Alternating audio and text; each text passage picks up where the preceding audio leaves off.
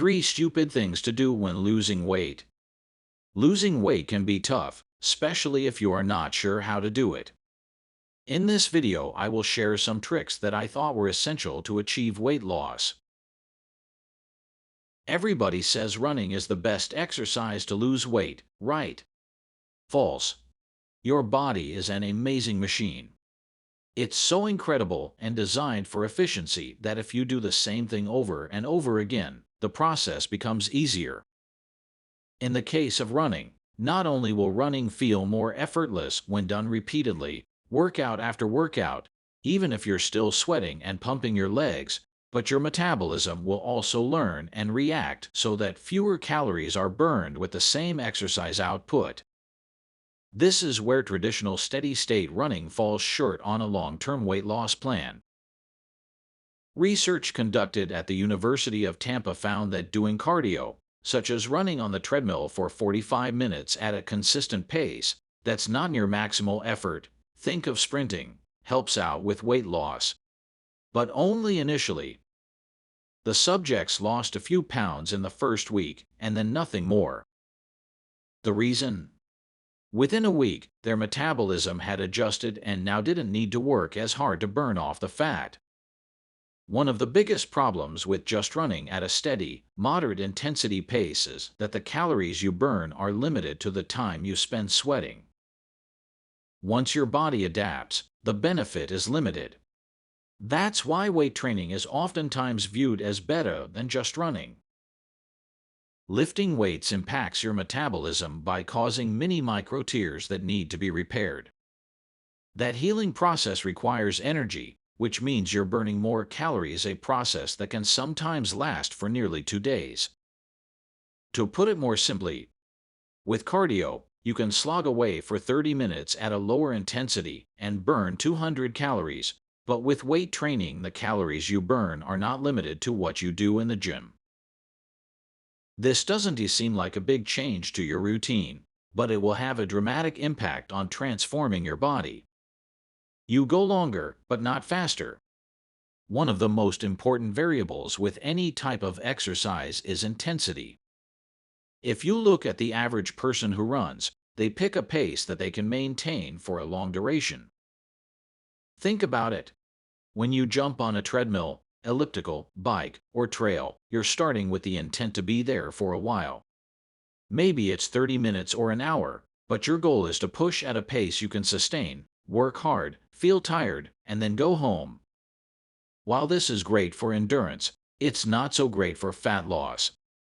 A study in the Journal of the American Medical Association followed the exercise habits of more than 34,000 women, and concluded that it took about an hour a day of moderate exercising to maintain weight.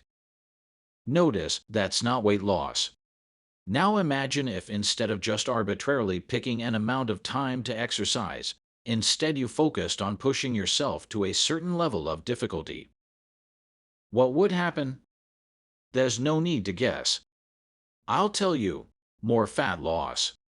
Research at the University of Western Ontario compared short but intense exercise to longer, less intense cardio. One group performed 4 to 6 30-second sprints, while the other group did cardio for 30 to 60 minutes. The results were nothing short of amazing. Despite exercising for a fraction of the time, those in the sprint category burned more than twice as much body fat. That's because the process of sprinting causes similar internal changes to your body, such as those that occur during weight training. Your body needs to replenish its ATP energy, convert lactic acid that's produced during exercise into glucose, and restore your blood hormone levels after such a hard workout. All of those processes mean your body works harder and burns more fat, both of which don't happen during aerobic running sessions. You focus too much on calories burned. You know what I hate?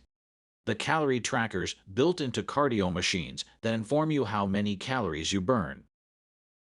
They are misleading and oftentimes do more harm than good. You see, a common weight loss mistake has nothing to do with what you're doing in the gym, but instead how much you think your workouts influence the amount of calories you burn. Believing that the majority of the calories you burn results from exercise is a dangerous misunderstanding. Nothing could be farther from the truth. Just being alive, sleeping, standing, eating, thinking requires a tremendous amount of energy. You burn calories just being alive. The number of calories you burn at the gym actually pales in comparison to normal functioning and your daily activities that are not exercise-based. Does that mean there's no need to hit the gym? Of course not. Exercise has many health benefits, but the type of exercise you perform in the gym will influence how many calories you burn outside of it. Running will burn calories, but sprinting or lifting weights will result in more muscle. And the more muscle you have on your body, the more calories your body burns just functioning. Your muscles are like a 3-year-old child. They are active and needy. So it only suits you to have more muscle so that you can burn calories without having to work or think about it. You don't try other forms of cardio. Now that you know muscle is important to your overall weight loss goals, it only makes sense that you would want to do the type of exercises that help this happen in the fastest and most efficient ways. If you're a lover of the slower, longer duration cardio, I have some bad news. Endurance running and walking longer duration, lower intensity impairs strength and muscle growth. What's more, even if you increase the intensity and run on an incline, cycling is still better for gaining muscle and burning fat. Again, the point here is not that running doesn't work or that there aren't any benefits to doing it. This is about losing weight in the most efficient way possible. And if you're limited on time, you might be better served by cycling, preferably at a high intensity as opposed to going for a longer walk or jog. You run too much. Yes, too much. This might sound crazy, so just hang with me. The number on the scale might not be changing because you're doing too much running. Now, I'll be the first to admit that this isn't a problem for the majority of people struggling to drop a few pounds, but there are hundreds of people where fat loss has been stunted by doing too much. Exercise is an indisputable component of a healthy life. However, exercise is still stress on your body, the demands of which impact your hormones, which also control your ability to lose fat. Specifically, the hormone cortisol is released when you exercise. All cortisol is not bad, but chronic stress and chronic cortisol can lead to insulin resistance and force you to store belly fat against your best-laid plans. After all, research published in the journal Hormone Research found that long-distance running like that done by endurance runners causes a sustained increase in cortisol. This increase in cortisol for long periods of time can lead to more inflammation and slower recovery, breaking down your muscle tissue, building up fat, and even harming your immune functioning. Just as bad, if you're suffering from too much stress, whether it's the result of exercising for too many hours or not recovering with the right nutrition, you can harm your thyroid and lower your metabolic rate, making weight loss more difficult. If you're doing an hour of cardio per day, that's more than enough for fat loss. Remember, this isn't for endurance training. If you start running 2 to 4 hours per day and aren't losing weight or maybe even gaining, you might be best suited to reduce your running frequency, add some resistance training, and see what happens. If you liked the video and want more information on how to lose weight, subscribe to the channel and do not miss the next video. Thanks for watching.